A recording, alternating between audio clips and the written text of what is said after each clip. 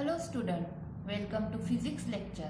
Today we are going to start fourth part of chapter 8 is electric potential due to a point charge.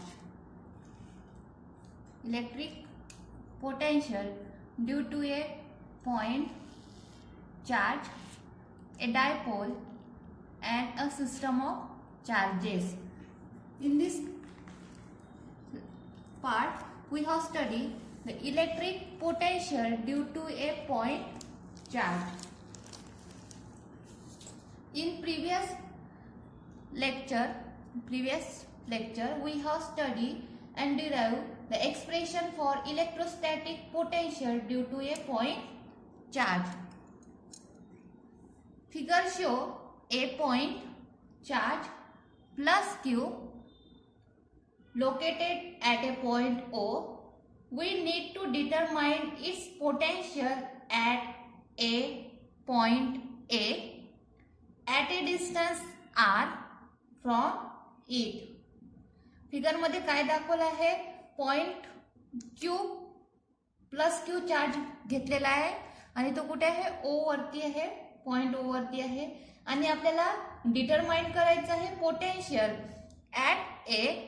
हा इथे point आहे, या ए point वरती potential किती राहील आणि त्याचं डिस्टन्स ओ पासून किती आहे, आर डिस्टन्स वरती आहे.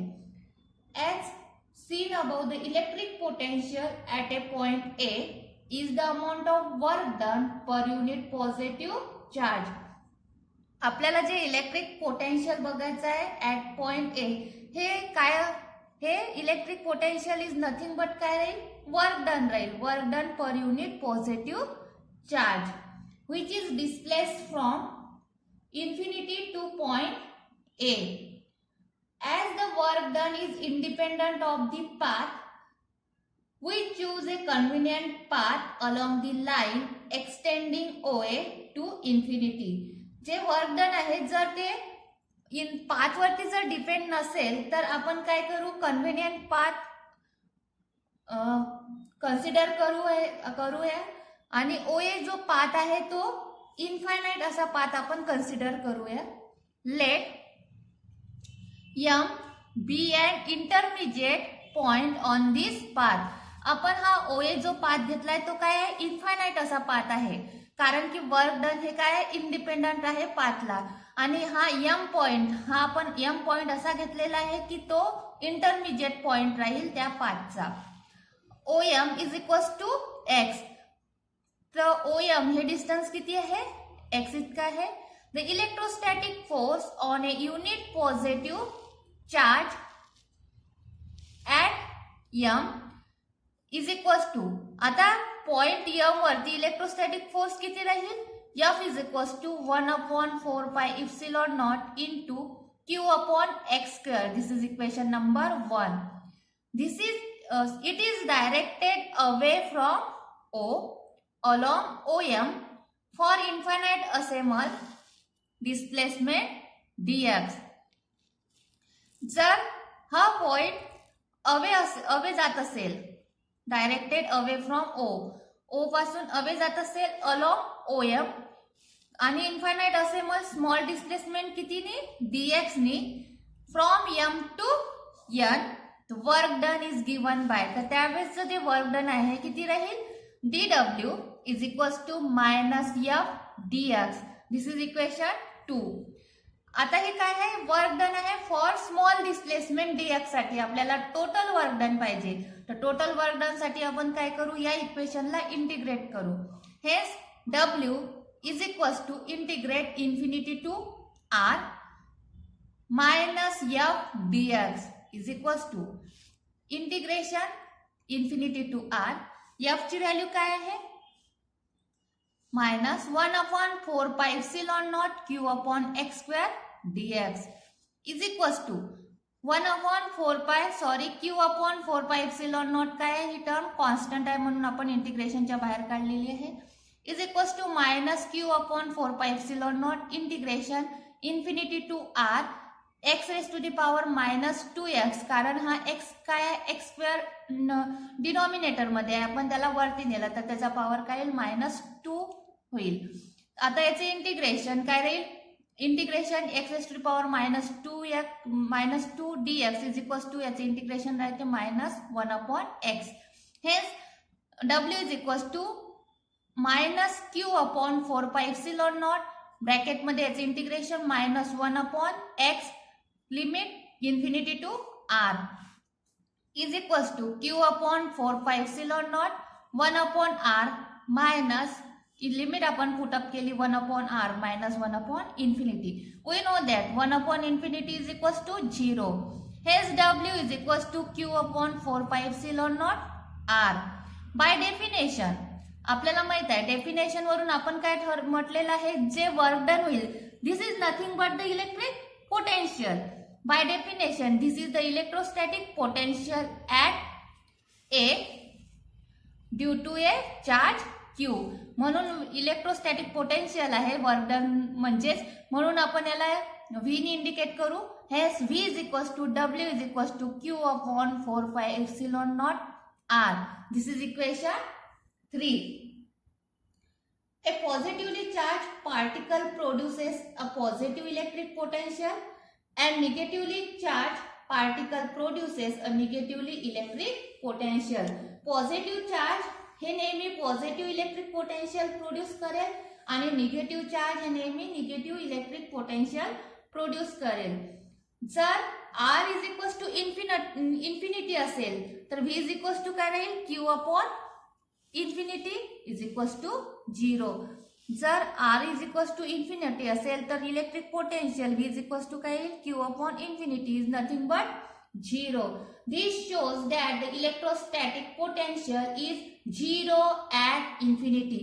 याचा अर्थ काय आहे, जे इलेक्ट्रोस्टॅटिक पोटेन्शियल आहे ते इन्फिनिटी वरती किती राहते, 0 राहते. The equation shows that for any point at a distance r from the point charge q, the value of v is the same and is independent of the direction of r. हे जे equation आहे V is equals to W is equals to q/4πε0 r. यावरून आपण काय म्हणू शकतो, for any point at a distance r from the point charge q the value of v is same.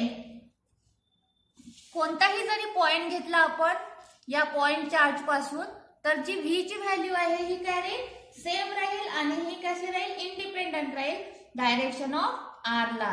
Hence the electrostatic potential due to a single charge is spherically symmetric.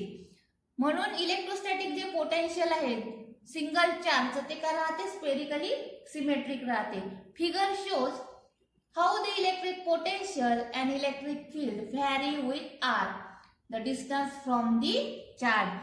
हे diagram काय indicate करत आहे, electric potential आणि electric field कशी vary होते जर distance vary होत असेल तर. आपल्याला या फॉर्म्युल्यावरूनच लक्षात येते की V is directly inversely proportional to काय आहे, R and electric field is inversely proportional to R square. This is the graph, this is distance R and this is dotted line indicates the electric potential and the continuous line indicate the electric field E.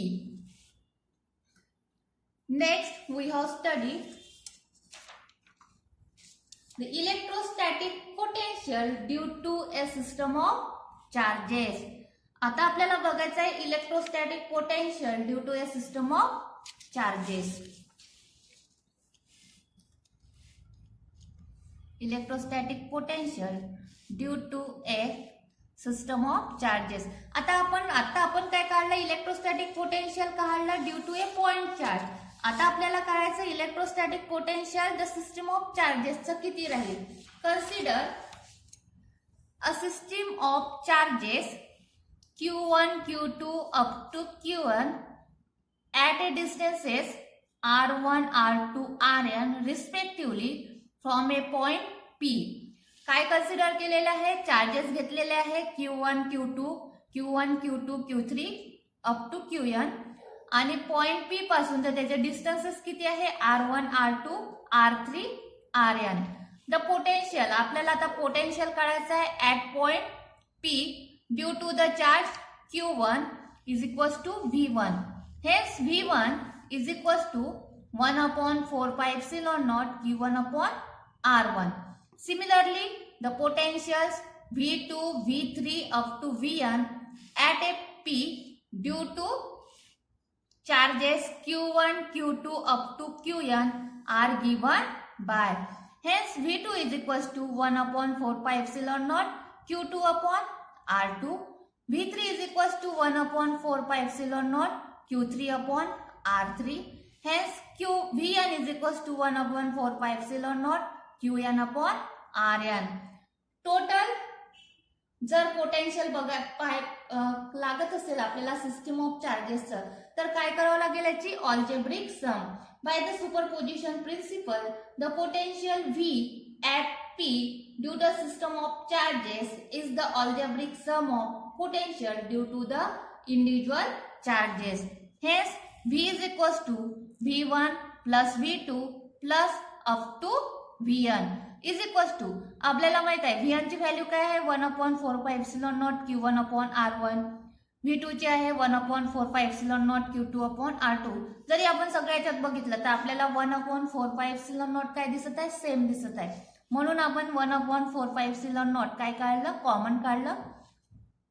हेच V is equals to 1 upon 4 pi epsilon naught in bracket Q1 upon R1 plus Q2 upon R2 plus up to Qn upon Rn is equals to 1 upon 4 pi epsilon naught. This is also written as the summation I is equals to 1 to n Qi upon Ri, where summation I is equals to 1 to n Qi upon Ri is equals to Q1 upon R1 plus Q2 upon R2 plus up to Qn upon Rn.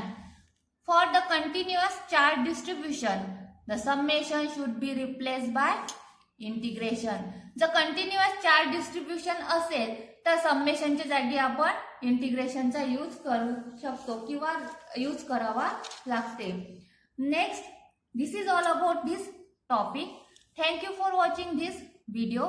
In next video we have studied the electrical energy of 2-point charges and of a dipole in an electrostatic field. Thank you.